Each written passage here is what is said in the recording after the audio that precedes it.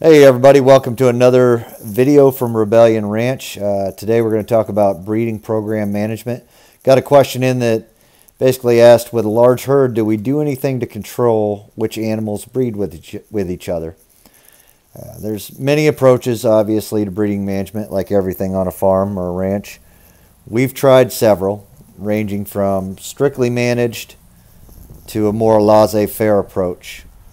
The right system, honestly, is going to be the one that works for you on your operation, and you're going to find that that's also the answer to a lot of things in ranching. So, just give you a little background on what we've done and what we're doing now. Back when we first started, we strictly managed breeding, and quite honestly, it was a lot of work. We separated the females into different groups, and then we paired them off with the males that we chose. In this system, we kept very detailed records of genealogy for each animal, and we tried to make the best guesses for genetic pairing when we bred. Even when we controlled breeding times, which was presumably to have great weather during your kidding and lambing season, there's no way you could control the weather. Historical averages of weather are great, but we've all seen snow in April or heat waves in March, that bring flies and everything else with them. So we didn't see any real benefit in trying to time the breeding ourselves. The local deer population, honestly, was kind of testimony to this. They seem to do it pretty well for themselves. Obviously, that's got its exceptions and, natural selection on that. One negative of this system of being so tightly managed was keeping the males separate until the time that we chose to bred. In my opinion, this caused way too much stress on them and on us. Once they went into rut, they were either going to be fighting each other or fighting the fencing. It also meant we had to have separate paddocks to rotate each breeding group into, which is a massive drain on the amount of land you have available if you think about even just 2 to 3 breeding groups and having to rotate through 8 different paddocks each. The math just gets impossible really quickly.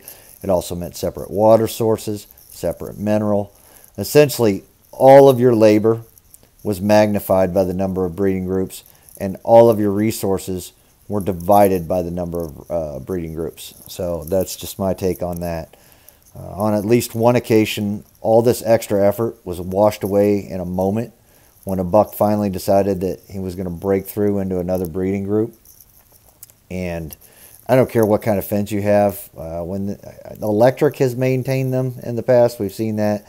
When they're motivated, they're motivated. We used this more managed system for the first 2 years, but we abandoned it because all that extra effort and because our research basically led us to believe that such intensive management of herd genetics wasn't necessary for us. The system we operate under now is what I would call managed with a light touch.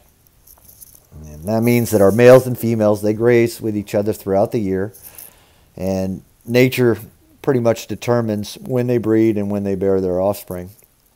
The biggest management effort we employ is culling those who do not successfully breed, and obviously both natural and artificial selection processes are going to be in effect here. Meaning, if a female doesn't produce offspring to a weaning weight, she's gone. If there are defects in the animals, it's gone. And, that would be our artificial selection. But natural selection, honestly, the animal that breeds too soon, breeds too late, doesn't breed at all, those are going to be your natural selection issues there. And yes, we're implementing line breeding to get this done. And yes, it has minor issues from time to time. But anybody that has an issue with line breeding itself just needs to look at every domestic breed of livestock we have, basically from Europe. They were all bred regionally. I.e. your Herefords and etc.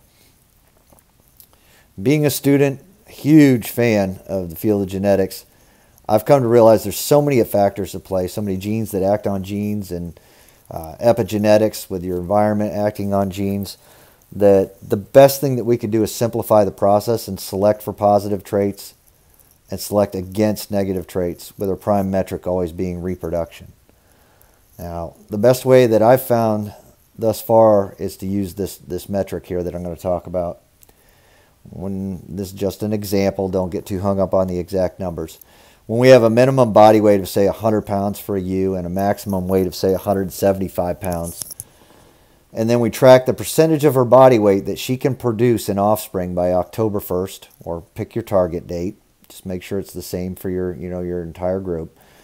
The minimum and maximum weights are adjusted by that contemporary breeding group.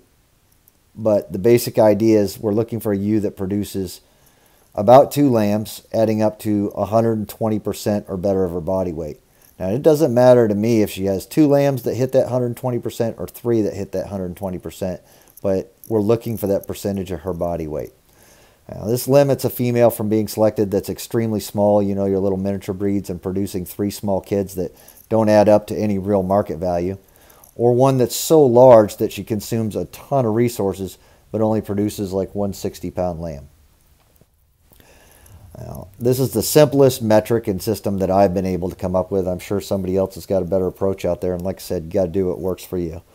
And over time, it's my belief that this is going to build the strongest herd possible for us with the least amount of management. And we're instructed to tend the garden, yes.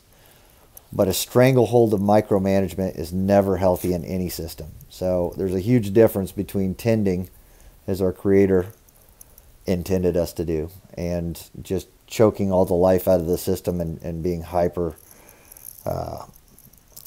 in that hyperactive, just thumb on everything within the system.